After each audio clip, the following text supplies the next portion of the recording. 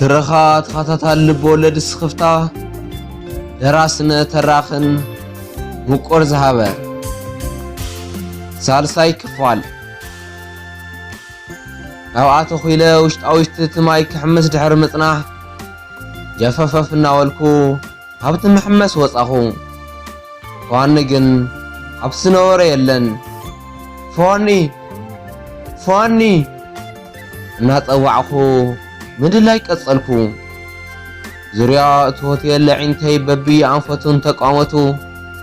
فاني رخوي كالكون يلن جتاماي كوينو أمنت عينتي كأتي كالن انتاي نيكون قيميو فرحخو تسفان تي قرصكو من معداو قصلكو قلبلو زوزح من معداو أمتي نا وترو مسزلنا مثلني أو قحن سلمن كوينه حزندو دحنا ينبرن نقلت انتاي كوينو دقي ما حسبكم بحدا قلت كل جزء قصل حلنا مملسنا قد أخص حزخة جيجاي كستاوس انت مكركو قلتي قلت خوين خرياني كعلن بحقون أبتغن دعاتي استحقون تيود ايدو نسوي رزالو أنا فانن الفتنا خونتاتي زفلين نمبر ليتنا زي فلال حدا أكل إلي يزعمن هو لك أخل التقاطات حدا سانتيمينا ግን هينገረኒ ካብ ቅድመ ያቅጽ ዝተኸወለ ዝኾነ ነገር ርእይለ የሎ ወይከዓ ኣነ ክፈልጦ ዘይደልየ ነገር ይሰርሕለ ማለት እዩ ብባል ኣይገድፍኩን ፋኒ እዚ ገብረ ኢለ ኣይኣምንን ሰብ ምዃኑ ስለ ዘይርስዕ ግን ክጥርጥር ናይ ግድን እዩ ነቲ መወዳእትኡ ዘይፍለጥ ዝወጠናዮ ፍቕሪ ደስ ዝብል ጸኒሑ ሃንደበት ኣንፈቱ ክቀያየር ተራእየኒ ውሽጠይ ሕርር ኢሉ ንዕድለይ ክረግም ብፍቕሪ ማሚቑ ዝነበረ ልበይ ብጓሃይ ደም ፈሊሑ መሻርብ ዒንተይ ምፍልፋል ቀጸለ ብሰንኪ ኣብ ሳዕሪ ተፈርጢመ ብንዴት መሬት እናዘወጥኩ ክበኪ ጸናሕኹ عينتي تحت تخيله دقائق مسحلفو نيشتي قنعله اتا نايفان خرار او توسن محمس غندار اخوان فاني او قربا خمزلو فليطه ابتا خرار نمخاد وسينه اغاري ارنيبه اوتي خوفيله لزنوركو قدم متساي فاني بدحريتي مصيو عينتي قسم مبلوم أداو ناعينتي مسل كفو نوعات أميعم سلستركسو دنقص إلو بقرميتي بمزوار يوريت انتاي دي خوينكي بلا نوعاتي نحبسة نابت خواون قلت لسنا بلا نعاي هكام سمعت كأتو زخيل زخوانا يخون مخنع سلا زي رخبا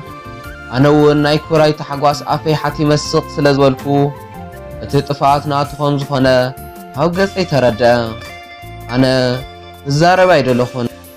عينتي جن سمعت قصن من واو تتخيلهم علو وسن زقمقم هو نقر وعلى أنت حلوني بدن بجن أيتبر هالين حزون نستوى عليك أسألكو أي راخن ندخي إغريتها أنا كو سلكنا تزاركو نابت خير كلهو زراخني مسيلني بلني عزون دنگرگر ناولا دنگت أي مسل جن بحق دا يخون أنا جن بصبايا عمونكون خنياتو سلكنا مزراوي كاواي زر حق أي نورن كاواي تحاوي دويل مالت أنا زي فتاة خالي عركالتو ويكعا أقولني خوينو نعي خالي تنكول زفحر اللي زلو يزمسل لمن تايدا خباير حكا خيركا نايمن دينير تسلكي حاتتكو ጆን ዝበሃል መሳርሕተይ እኮ ይደውል ነይሩ ዝተደወለኒ እቲ ስፒከር ረብሽኒ እየ ናብቲ ገጽ ዘወር ኢለ በለኒ ሕማቕ ከም ዝሰርሐ ሰብ ስኽፍክፍ እናበሎ ጆን ምስ በለኒ ገለ ዓይነት ስምዒት ነብሰይ ውርር ኣቢልዎ ከብደይ ሕውስውስ በለ ምኽንያቱ ለሚዕፍ መስቀል መምፂኡ ዘይፍለጥ ህልም ኢሉ ዋለይ ሰበይተይ ኢሉ ዘይሓበረኒ ጆን ከይኾን እየ ጆን በልኩ ከም ዘስታውስ ዘለኹ እንታይ ዝፈልጦ ይመስለኒ በልክዎ መንነት ጆን ዝበሎ ዓርኩ ድኾነ የብርሃርሃለ ኢለ ንምንታይ ግን ካበይ ተሓቢኡ ይድውል ኣብ ሕሊናይ እናተመላለሰ ዝርብሸኒ ዘሎ ስምዒት ምፍላጥ መጋመጋ ይደለኹን ዓቁ ክፈልጥ ሃፀፅኩ በቃ ኣቕለይ ፀበበኒ ጆንማ ስርሑ ብጣዕሚ ጎበዝ ዝኾነ መሳርሕቲ እዩ ትፈልጥዮ ግን ኣይመስለንን ጽባሕ ናብ ስራሕ ስለ ዝወስደኪ ትርእዮ ኢኺ ኣብ ኩሉ ነገር ብላዕሊ ንሰብ ዘለዎ ክብርን ትሕትናን ብጣዕሚ ዘገርም እዩ በለኒ ንጆን ዘለዎ ኣድናቖት ንምግላፅ ርእሱ እናነቕነቐ እዘን ሙሉእ ሓሳባት እንትዛረብ ግን ንጻት ዋላ ትኹረት ዓይንቱ ካብ ዓይነተ የፈለየንን ፋኒ ኣብ ናይ ግሊ ሕክምና ይሰርሕ ካብ ንፋለጥ ኣይናእሰን ጆን ዝበሃል ሰብ ግን ኣብ ቅድመይ ስሙ ኣልዒልዎ ይፈልጥን ከም ናይ ሕዚ ኣድናቖት ግን ናይ ቀረባ ዓርኪ እዩ ዝመስል ተኣምራት እንተዘይኮይኑ እዚ ፋኒ ጆን ዝብሎ ዘሎ ሰብ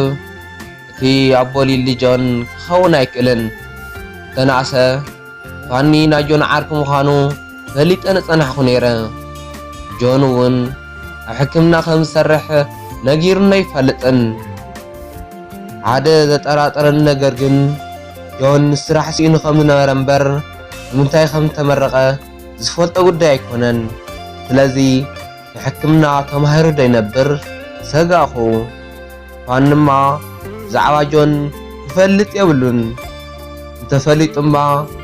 ኣብ ኣደባባይ ኣብ ዝተኣከበ ሰብ ብደወይ ደው ኢለ ምኽንያቱ ብዛዕባ ጆንን ናተይን ዘለዎ ርክብ ፋኒ እንተበፂሕዎ ናተይን ናይ ፋንን ገመድ ርክብ ክብተኽ ምዃኑ ዘጠራጥር ኣይኮነን ካብኡ ከዓ ንሊሊ ዝወለድና ምዃንና ብሓደ ንምጽናሕ ይኸብድ እዩ ግን እቲ ከይኾን ኢለ ዝፈራሕኽዎ ጆን ኣይኮንን በቲ ዘሕለፍናዮ ግዜያት እቲ ፋኒ ዝነገረኒ ባህርያት ነጋናዚበ ካሊእ ጆን ክኸውን ከም ዘለዎ ኣመንኩ ግን ጆን መን ምዃኑ ምፍላጥ ኣገዳሲ ነጥቢ ኾነኒ ደጊመ ንፋኒ ከይሓቶ ዝኾነ ነገር ክጥርጥረኒ ይኽእዩ ስለዚ እንታይ ክገብር ኣለኒ እናበልኩ ናይ ውሽጠይ መጎት ግዜ ወሰደ ፋኒ ናይ ስራሕ ግዚኡ ኩሉ ግዜ ድሕሪ ሰዓት ስለ ዝኾነ ናተይ እናቱ ርክብና ድማ ኩሉ ግዜ ቅድሚ ሰዓት እዩ ናይ ስራሕ ሰዓቱ ስለ ዝኣኸለ ኣብቲ ውሽጢ እቲ ሆቴል ንኽንወፅእ ኣዘዘኒ መጀመርያ ንኽቀራረበኒ ብዙሕ ግደስ ነይሩ እምበር ሕዚ ከም ትኽክለኛ ሕብሪ ዘይሓዘ ነገር ንሳይ ዘለዎ ፍቕሪ እናፋሕሸወ ዝኸድ ዘሎ እናመሰለኒ እዩ ውሽጠይ ተኣምን ስለ ዘይከኣለ ዝጸንሐ ንሃረ ዘይወፀለይ ምንም ዘረባ ዘይብሉ ስቕ ተባሂልና ኣብቲ ግብት ሆቴል ወፃና መስመር ኣስፋልት ኣብ ዝሓዝናሉ ቀስ እናበልና ጎና ጎኒ ምኻድ ጀመርና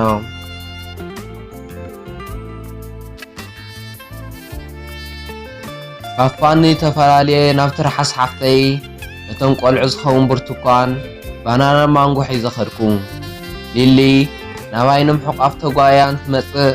እቶም ደቂ ትርሓስ ሓፍተይ እውን ማማ ሊሊ መጽያ እናበሉ ተቐበሉኒ ብሓደ ተተሓዝና እውን ኣተና ንትርሓስ ሓፍተይ ሰላም ኢለ ኣብ ሶፋ ኮፍ በልኩ እቲ ሒዘዮ ዝመጻኹ ነገር እቶም ቆልዑ ትርሓስ ሓፍተይ ከፋፊለ ሃበቶም እታ ኣብ ሕቑፈይ ዝነበረት ሊሊ እውን ሓደ ቁራጽ ባናናን ብርቱካንን ሂባ ንባዕላ ከይሓዘት ኮፍ በለት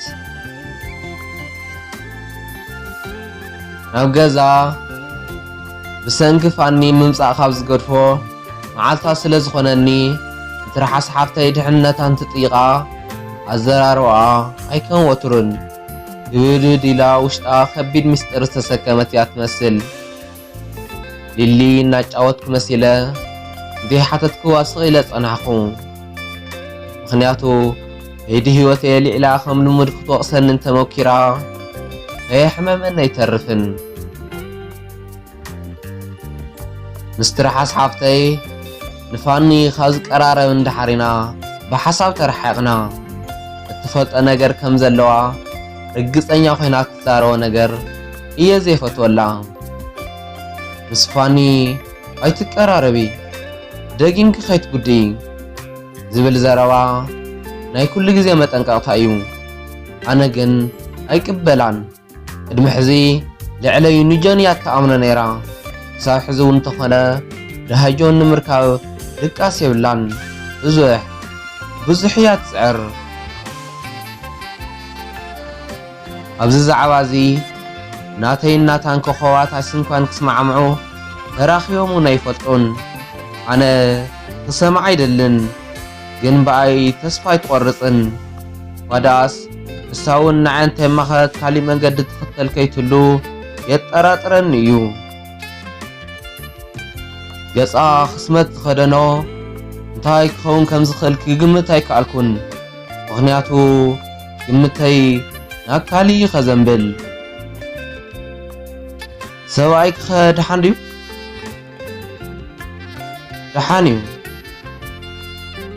እንታይ ደኣ ከምኡ ኮንኪ በልክዋ ጭንቕ ምስ በለኒ። ኣይፈለጥክን ማለት ድዩ? በለትኒ ትንድድ ኢላ። እንታይ ቃላጢፈ መለስኩላ።